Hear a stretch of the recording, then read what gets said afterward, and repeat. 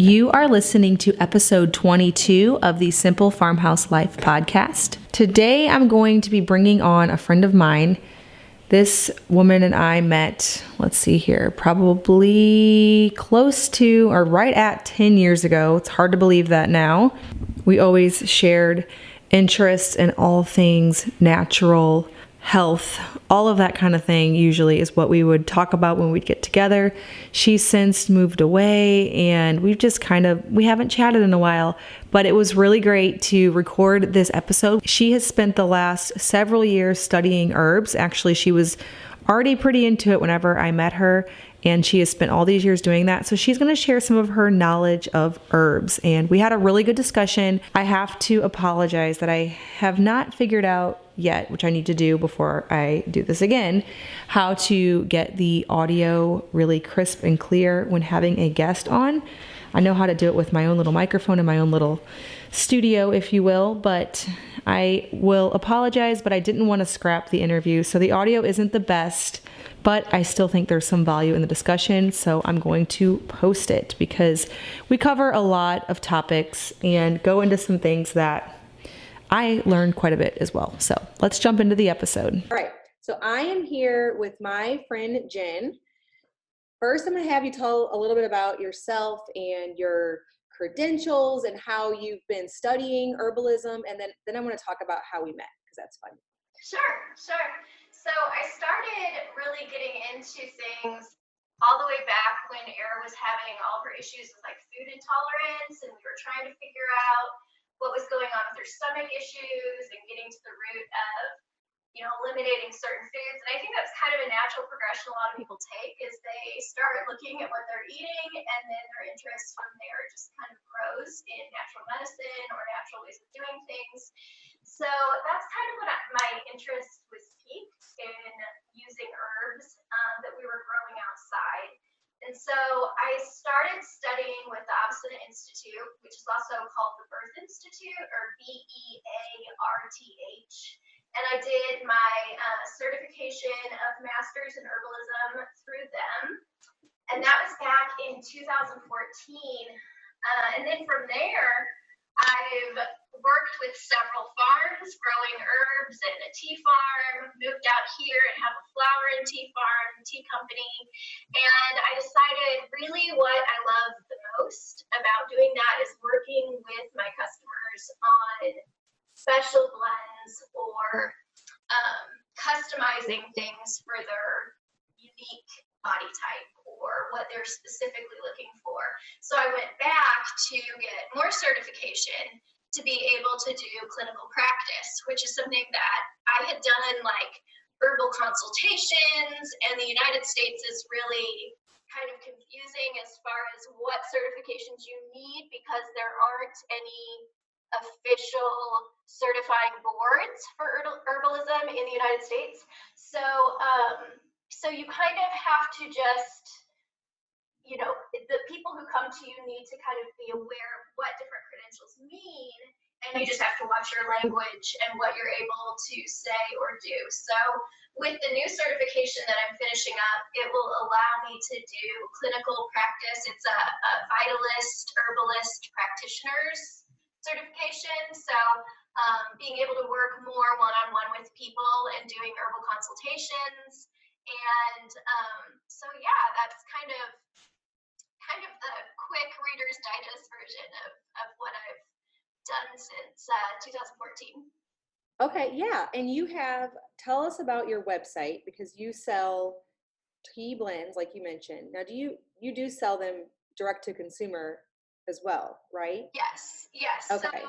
So I do, locally, I'm based out of near Tulsa, so I do have spots that I have my teas locally, but I also have them online. My website is the Wildflowerist, like Oklahoma.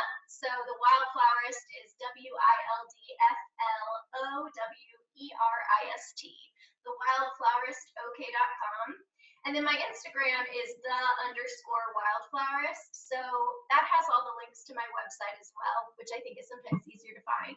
But my shop does have teas. It has links for online herbal consultations. Sometimes I'll pop up little flower things that I've got growing in the garden. When I have surplus of flowers, I'll put those on there, and people who are local, I'll drop flowers by. So my shop is always changing online what I've got. Yeah, and I remember whenever you used to live in our town, the local coffee shop had your herbal tea blends, and those were They really still good. do. They do. Oh, okay. Well, I just don't live there anymore either, so I'm never there. So they still do. They order from me every once in a while. They'll get big bulk shipments, and so they've got my berry hibiscus, and they've got I think the rubus chai and harvest moon. So Oh yeah, yes, I love the rubus chai. Yeah. So and then the hibiscus in the summer. Oh, and chocolate mint. They usually reorder chocolate mint too, because that one goes really well. When I first started learning about herbs, it was from you, and I remember our kids all jumping around chanting super plantain. Do you remember that? Yes. I remember your oldest daughter was showing we were at the park, and she was showing what all the different herbs were that were just at the park. Yeah. And yeah, we learned that plantain was good for bee stings and poison ivy, right? Oh yeah. She is still my one who really wants to like go on with that further when she grows up, and she would make her own little documentaries on my phone of her like telling what different herbs did in the herb walk through our garden. Well, and now she's probably a teenager or something, but at the time she was like 5, so. Yes. Yeah. She wants to name her daughter like Sage and Calendula and all these fun. Oh my goodness. Of course she does. That's great. So I'm going to briefly share how I met Jen, and then I'm going to go into a few things that you guys might be interested in as far as health concerns and some of our own personal stories as moms and how herbs have helped. So I met Jen really randomly whenever, I don't know if a lot of my readers or listeners know this, but I used to have a website selling cloth diapers. So I was a retailer for cloth diapers, and I was at a baby expo, and Jen was there. I think you were super pregnant with your second child. Yes, yeah, with James. Yes, and you were maybe a little bit interested in cloth diapers. And then I ran into her in my town, and I was like, wait, you're the girl that I saw at the expo. Yes. So yeah, we met very randomly, even though that wasn't in the same town. But then it turned out we lived like a couple miles apart. So now we don't. Now we live hours apart, but we still share an interest in herbs and all things natural. So yes. And you briefly mentioned, but a lot of people don't know about this, but that your daughter had some digestive and different food intolerance issues, and that's what got you into this. Do you want to share a little bit more about that? Sure. Well, we noticed that she had a lot of eczema, so that was one thing that would flare up, and we couldn't quite pinpoint what was causing that. But she also was having pretty severe digestive issues where she would be chronically constipated to the point that she would claw the floor in pain. She would have so much pain from constipation, and so we would frequently have to take her to the hospital, have enemas. Like, it was really, really severe constipation. And I just thought, after the second time of taking this little 4-year-old kid who doesn't understand what's going on to the hospital and having them pin her down and give her an enema, that there had to be a better way, less invasive and just better overall for her and for everyone involved. It was a traumatic experience. It sounds, not like this big deal, but it was such a big deal for her.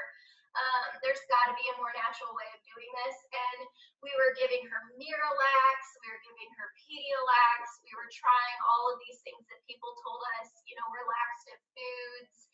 And we just find ourselves in the same spot, like it would clear up for a while and then build up and be a big issue again. And so we started with the elimination diet and eliminated gluten, milk, and eggs. And then eventually we're able to add back in eggs. But she's been gluten and milk free since I think she's about 4 or 5. So it's been almost 10 years now, and she has no stomach issues whatsoever anymore. She's a really, healthy 13-year-old. So I'm glad we finally found some roots for what was going on, and the eczema went away too. Because Right. I was thinking maybe it was berries, but once we took those two foods out, that cleared up as well.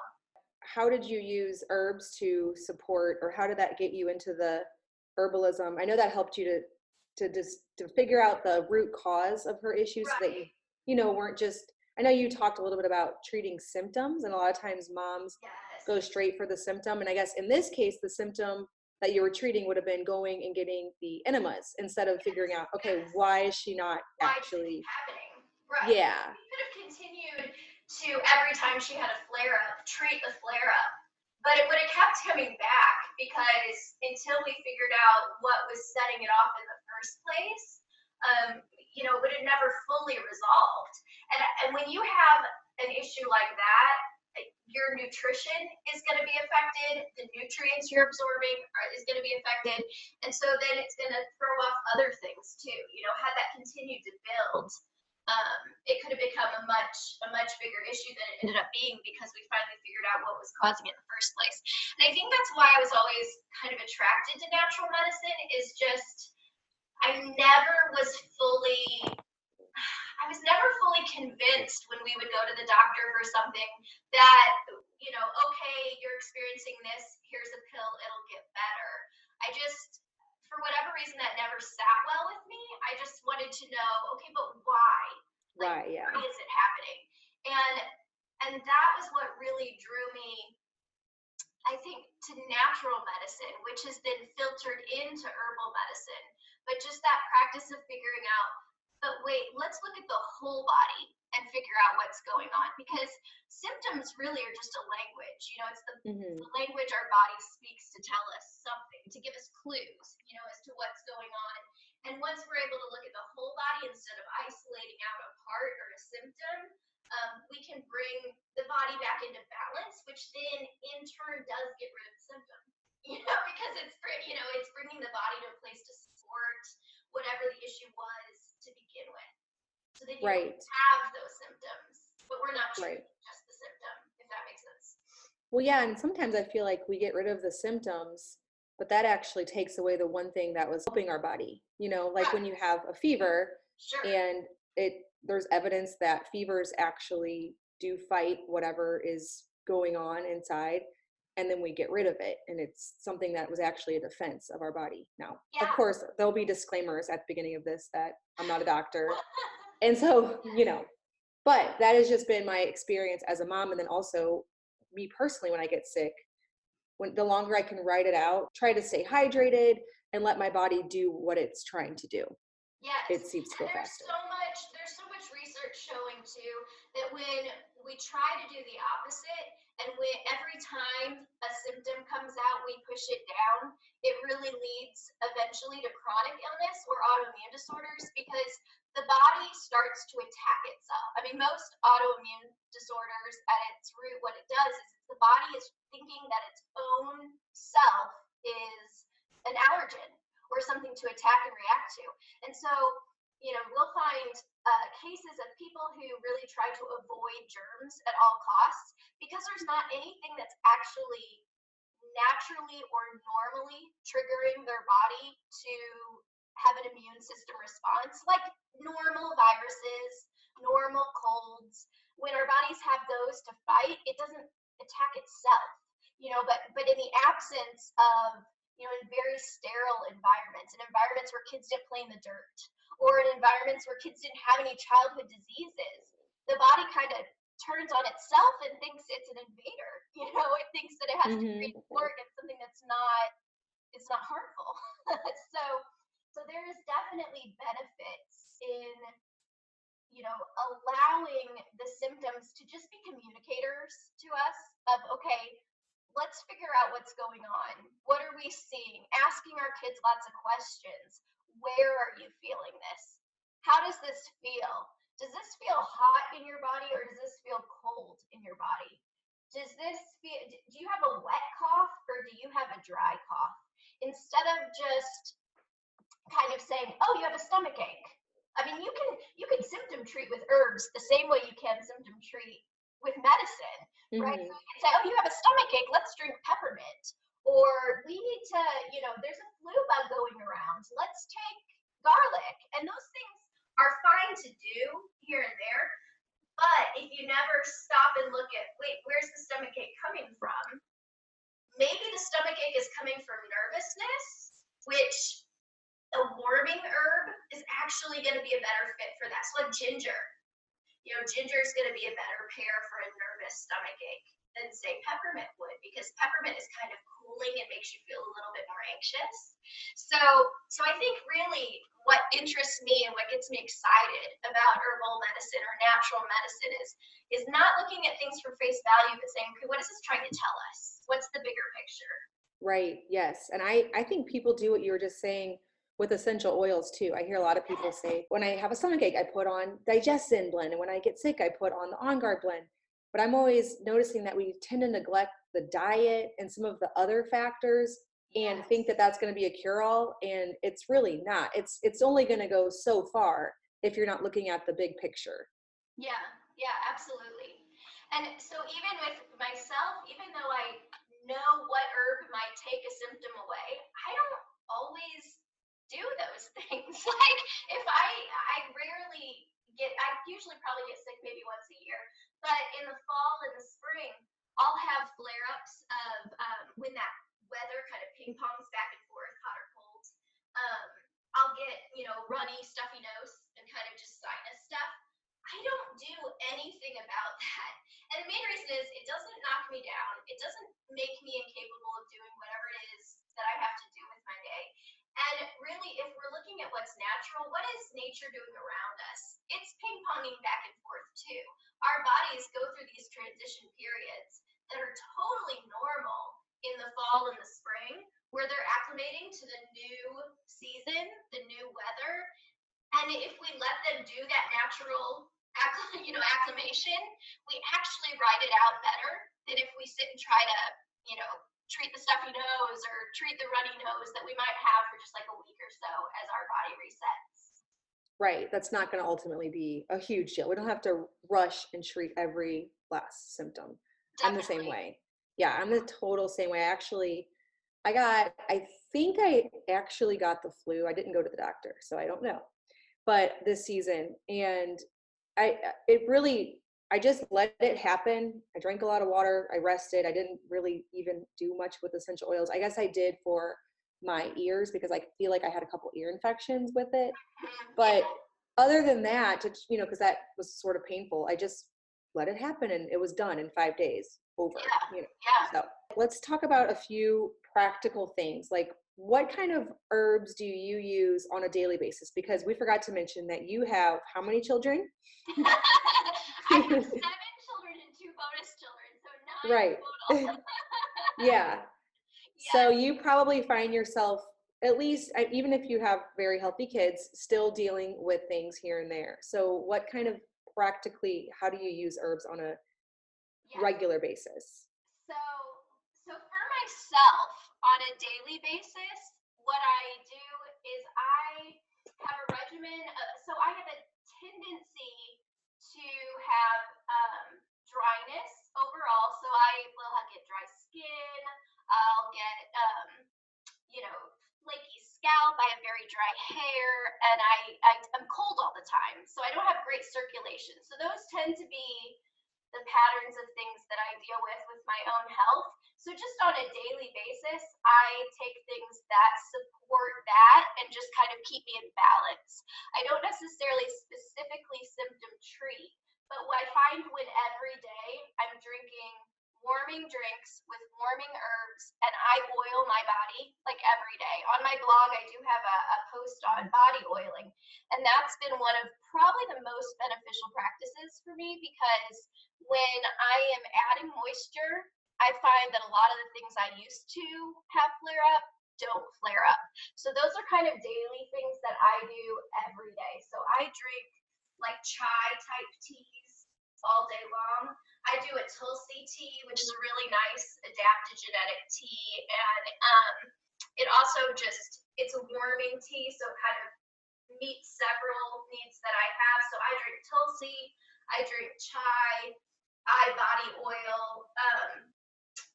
And I get good sleep, and I drink a lot of water.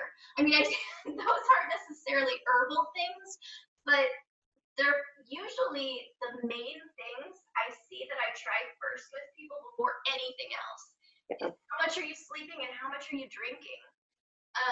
So those are kind of the daily things I do to support my own body.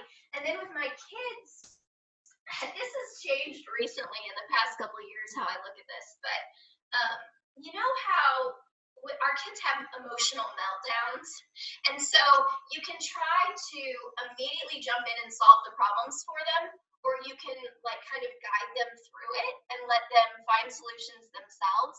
And I do a lot of that with herbs and with health for them too, because really our emotional bodies, our spiritual bodies, our physical bodies, they're not that different. And so when a kid has a stomach ache or they have a flare up or something, I ask them questions. So I'll say like, where do you feel that? Where do you feel that in your body? Okay, it's your stomach. Is it up here in your upper stomach, or do you feel it in your lower stomach? Then we'll feel their stomach with them. So like John, he was getting stomach aches for a long time, and I thought, oh no, he's gonna have food allergies like Era. But I'd have him feel his stomach, and I would feel his stomach and where the heat was to kind of figure out, okay, is this intestinal? Is this up higher than, the small intestine where it would be more colon stuff?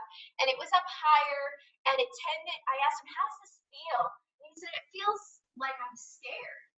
And I realized he was having anxiety, stomach aches, that it wasn't, it wasn't the same as we were seeing with Era. It wasn't constipation, it wasn't food, it was anxiety. And so I took him over and I helped him look at some different things. And I kind of, I set out the things that I knew would maybe help anxiety more so than others, but then I just let him play with them. And I'm like, what would sound really good to drink? Or I let him smell herbal oils, like essential oils, and I'll say, what ones are you drawn to? Like, what makes you feel really calm?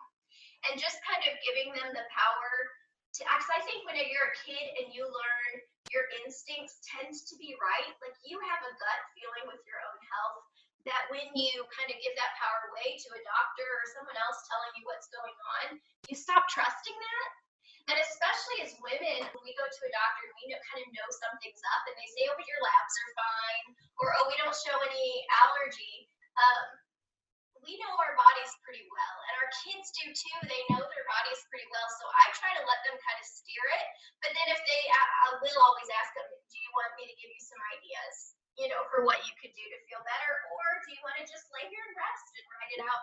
We don't have a ton of things pop up, but my oldest, she's familiar enough, and I think from just watching, like my kids have watched me and what I do when I don't feel good, or when I'm helping people, and I talk about herbs all the time. So because of that, they kind of know some of it anyway.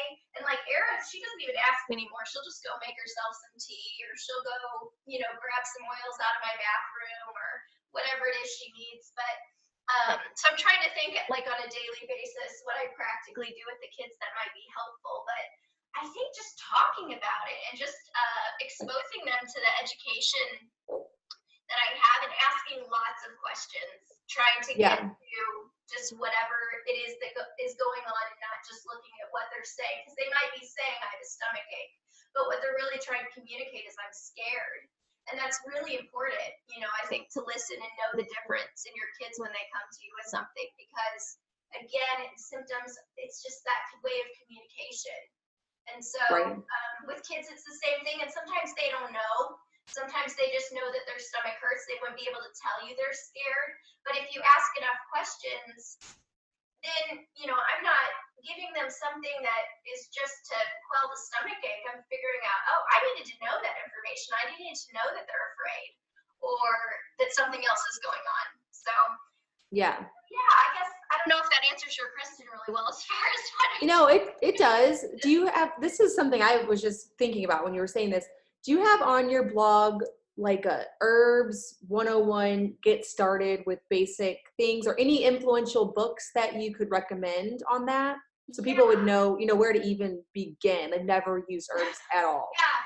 So I did, they still are up and you can find them on YouTube if you searched for herb talks with Jen. I used to have like my top 10 herbs, but again, this was while I was going through my first certification and I was really just getting familiar with the plants, the chemical constituents, the actions that they had in the body. Whereas I feel like now with the second certification that I've been working through, I'm learning more about how to tailor those to the patient and like where I feel like my first certification was completely on just immersing myself in knowing plants and their properties. Now what I'm learning is people and their constitutions or their ailments or their body organ systems and things like that. So because of that, I'm kind of hesitant to recommend, my previous Herbal 101 classes because I wouldn't blanket across the board say, this is lavender and here's what it does. However, you kind of have to start there. So that's okay, and so there are some great books. Some that I would recommend would be anything by like Rosemary Gladstar, Saja Popham, and I'll give you some lists that you can link in the show notes. But even some really basic, one of my very favorite books is called Eat Right for Your Body, and it's by Anja, and I can't think of her last name, but it's on like Ayurvedic eating. And what it does is it just kind of goes into what foods and plants, what they do once they get in your body. So they cool or they warm, and it's really basic with food, but it's a great like primer book for knowing how something's going to react when you ingest it. And so that's a great one, but I'll send you a list that you can put in your notes. And Okay. then I do occasionally on my blog go into like if I'm spotlighting a certain tea blend or something, I will talk about the different parts and kind of what they're known for or what they do. So there are some things that they'd be able to find on my blog. There's all sorts of information on YouTube or on the internet that you can kind of Google. If you're looking for more of a real scientific breakdown, if you will Google like herbal energy or herbal energy might bring up a bunch of weird hits, but Materia Medica. If you write in Materia Medica herbal, energetics, it'll bring up what it does in the body. And so that to me is more interesting than just knowing like lavender is a natural antihistamine. Because lavender is one of those herbs that it will really work well for people or it will work terribly. And so like even something as simple as, chamomile or lavender, depending on your body, it's going to be your best friend or it's going to aggravate it and make it worse. Oh, wow. Okay. So yeah, consulting with someone who knows plants well or really getting into studying plants and then knowing your own body really well and trying different plants and kind of journaling and jotting down, this one affected me in this way. It's a good way to know how your body's going to respond to things. Right. Okay. Yeah. It's definitely not a one size fits all approach. I've found that too with just looking at essential oils a little bit. I feel like some people try something and it works really well for them. And like you said, sometimes it goes in the complete opposite. But something that I like about talking about herbs, I feel like essential oils are really, really popular and pretty much everyone uses them. Yeah. But herbs are, whenever you use a dried herb and make a tea, for example, like you were talking about, or like when I was pregnant, I drank lots and lots of red raspberry leaf tea for labor support. Yes. It's not this insanely concentrated. Sometimes I think we think more is better. And so let's just down the essential oils. But using herbs to support the body is sometimes maybe a more gentle way. Mm-hmm. Well, and it's a really nice way to use the whole plant. So I use essential oils. I love essential oils, but it's steam distilled or cold pressed. So you're taking an isolate still from a plant, which has its uses. It definitely has its place. But what's nice about teas or tinctures or decoctions is you're using that whole plant and you're either dehydrating it and then rehydrating it, or you're using the water-soluble properties or the alcohol-soluble properties in a tincture or a decoction. And so you're pulling everything out of it. And then I've really been getting lately into, it's called, I'm going to pronounce this wrong, but it's like, I don't even, I listen to people say it on these modules that I'm taking, spagetics, I don't know, I'm going to say it totally wrong and botch it. But it's something that I'm just now starting to get into. But it's really interesting because it takes what's left of the plant after you pull out the properties through like a tincture, and it burns it down and crystallizes it and uses like the last bit of the plant. So you're using, and you put that in with your tincture or your tea. And so it's like taking the entire plant. The whole which thing. is really cool. Yeah, yeah. Right. Yeah, that makes sense. You have to think there's a reason why. I knew it would pop in my head. Oh, you got it. But yeah, you have to think there's a reason why it came in a whole plant form, and not just an isolated part. And so that's interesting. So do you have any stories, like any herbal stories that you want to share? Knowing that most of your listeners are women, I would say the most common thing I see is hormonal imbalance. Like, yes, this is something I was going to talk about too, because I have a story with that as well. Yeah, so that's the most common thing I see. People usually come to me either for hormone imbalance or stress. Those two, it's like stress and anxiety. And really, those are two sides of the same coin often. I would say 95% of people who come to me for hormonal imbalance or stress and anxiety, there's something going on with the HPA axis.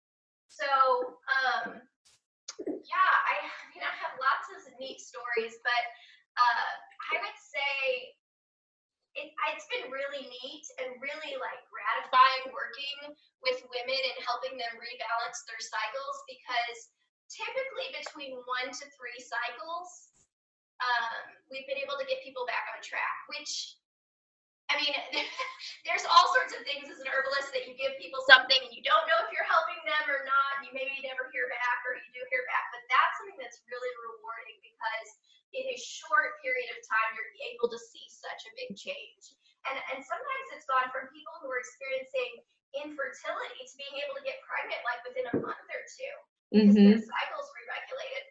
So I really enjoy working with women on hormone imbalance, looking at which part of their cycle is, like if they're able to chart and know their cycles pretty well and know what's a typical cycle for them, what their cycle is now, whether the first half of their cycle is shorter or longer, or their second half is shorter or longer, so the luteal phase or the follicle phase. That can give us a picture of kind of what's going on with their hormones. And typically, you can turn that around really quickly, which is nice to know, because I know there are so many women who put up for years with knowing something's off, but not knowing what.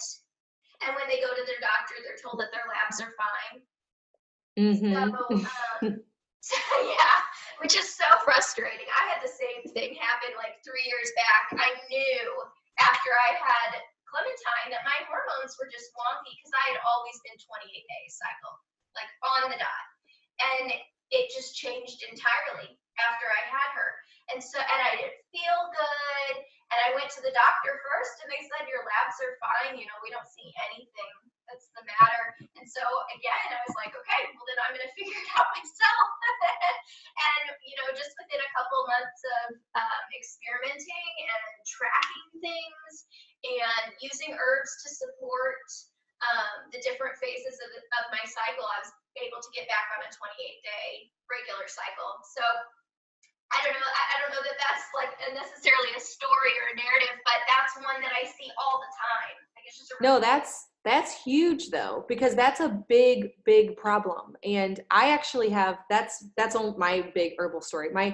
The things I've used herbs for mostly is pregnancy and fertility and hormonal support, because that has been the things that I've just seen the biggest improvement. So for example, whenever I was pregnant with one of my children, I had really bad iron deficiency. In fact, I continue to have that pattern, but I used herbs to make iron rich tinctures. And then after my second child, my hormones were crazy. Like I was having weeks long cycles, like 30 straight days. And 3 different times I took Vitex for 3 months.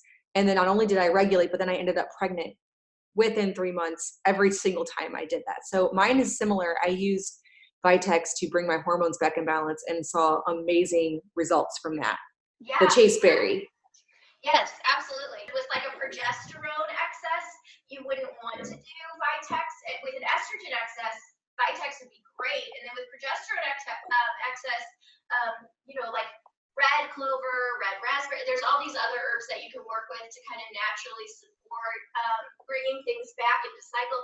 But even like one of the modules that I'm going through with my studies right now is our bodies are kind of a microcosm of the macrocosm. So if you look at the way that our creators made our world around us, it runs on the same cycles and the same systems as our bodies do.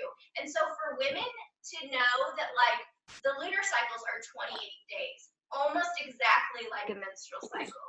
And when you are supporting your body to align with nature, so like circadian rhythms, we know if we sleep according to circadian rhythms, our bodies they're naturally more healthy when we, go to bed with the sun and wake with the sun. And it's the same thing for women with lunar cycles. It's really interesting. If you spend a lot of time out in nature, your cycles will naturally align. It's really fascinating when I started studying it. And if you're always indoors and you're never out in nature, a lot of times your cycles will get crazy and they don't line up. But when you're really mindful, like I go outside and I walk at night when I'm watering my plants and I look up at the moon, and I almost always ovulate with the full moon and start my menstrual cycle with the new moon. Like it's a Wow. it just lines up. And I really think that when you start to see the patterns, and I just when I look at that, I just think, oh my gosh, God's amazing. Because everything that you see in nature is really reflected inside our own bodies, and it's incredible. So that's some of the stuff that I'm studying and working with right now, and it's just exciting to me. I'm always learning more. It's an area that I love. I can't imagine ever not being learning new things about herbs or health or. Yeah, it's your passion. One of the things I read about whenever I was having those issues with usually postpartum, I would have extremely weird cycles, which I know for postpartum is normal, but they didn't seem to ever want to come back into balance without Vitex. Mm-hmm. And something that I read about was we were living in a house, as you know, right next to a park. And there were park lights literally shining in our master bedroom window. I mean, right outside of it. We're talking 50 feet. And I've always wondered if that was causing it, because all night long, our room was like, you could walk around without a light because it was so bright all the time, which I should have just got some room darkening shades instead of worrying about this. But instead I let my cycles go crazy. And I wonder if that caused it. Yeah. Had something to do with it. Well, it's interesting because there are practitioners that I've read studies about who, when they're working with women on regulating their cycles, they will just have them open their windows at night and be like, it's called moon bathing. Like they bathe. Well, and see, I couldn't do that though, because I had this artificial park light. Right, exactly. Yeah. So that makes sense though. And in our new place, we moved in and they had a dusted on light right outside of the master bedroom. And I was like, unplug that thing. Like, why? No, we moved to the country. No more light.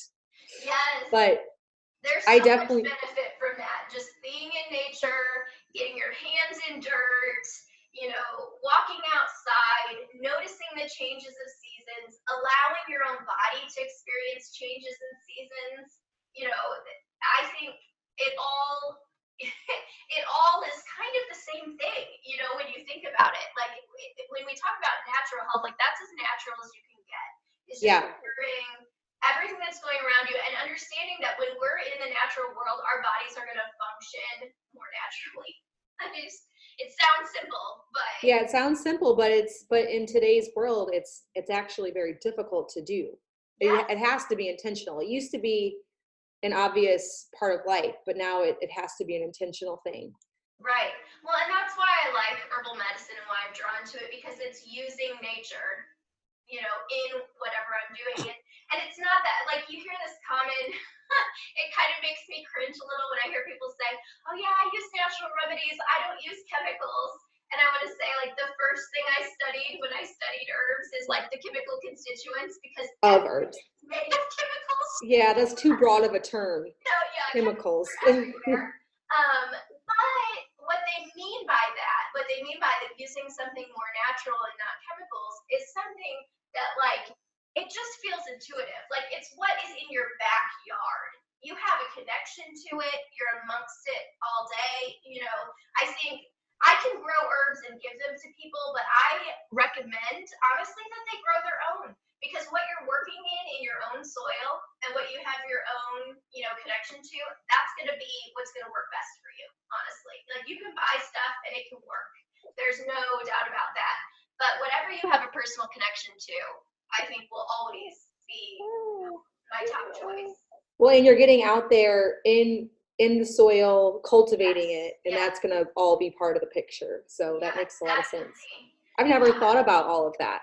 And I did want to really quick go back to you were talking about how Vitex doesn't work for everyone. And I forgot to mention that, because I remember whenever I was researching it, I read that, this could go two ways. It could either mess you up worse, or it could work for you. So for me and my body type, it worked. I don't want to recommend anybody just start taking it, because Yeah.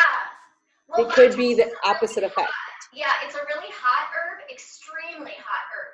And so if a person has progesterone excess and they're having hot flashes, and say, like, their cycles are starting to go wonky because they're getting towards menopause, and they just have this overabundance of progesterone and heat in their body, and then you add Vitex, It's even worse.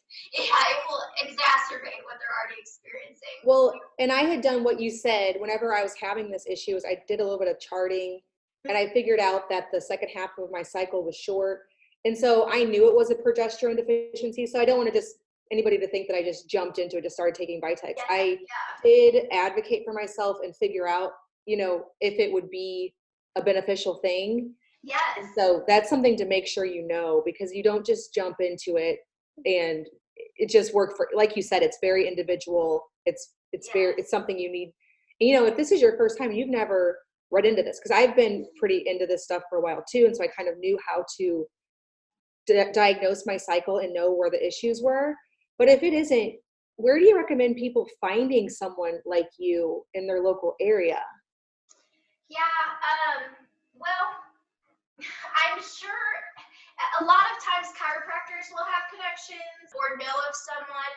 If you're wanting to see someone locally, you can try DO doctors. They tend to be more open to natural alternative medicine, so they may have some resources. Certainly, if you know any naturopaths. I do online consultations. So okay. So you do take online clients. Yeah, Okay. so on my website, there's a 1-hour initial consultation, and from there I can do follow-ups that are just 30 minutes, which are, after I know, like, the background of the person. And so I do those online. And you can find lots of herbalists online that will do the same type of thing. So if you don't have someone local, you can usually find someone. Yeah, because sometimes, if this is your first experience into using that kind of thing, it makes sense to get some guidance, especially when you're talking about something like cycles. And if somebody is trying to address a fertility issue, you don't want to undo any progress, or take something like that if you're doing IVF, or that would not be something you want to do. Exactly. Yeah, it's so important to know if someone's taking other medicines, what they've tried in the past, what tends to make things better, what tends to make things worse, before you start playing. Because, at its root, yes, herbs can be more mild than medicine, and they're certainly more natural. Always my first go-to, but they do have side effects like anything else. And so it's important to know what you're you're doing or do your research. Okay, so I'm going to be leaving down in the show notes links from your blog and some of the things that you mentioned, some of the books that you mentioned, your herbal consultations. Tell us again where we can find you. I know you already mentioned it, but let's just bring that up again. Sure. So on Instagram, I'm at _wildflowerist. And then on Facebook as The Wildflowerist. And then I also have my website, thewildflowerist.com. Okay, good. Oh, Daniel, you gonna cough? Awesome. Well, thank you so much. Thank you so much. I feel like we had a really good discussion on herbs. It's kind of this is something for you to start learning and exploring, not this is what you should take right now, which is not really the direction I expected to go, but I also definitely should have expected to go that way because that's how it is. This is not, I'm used to take this for this symptom, and that is not the message.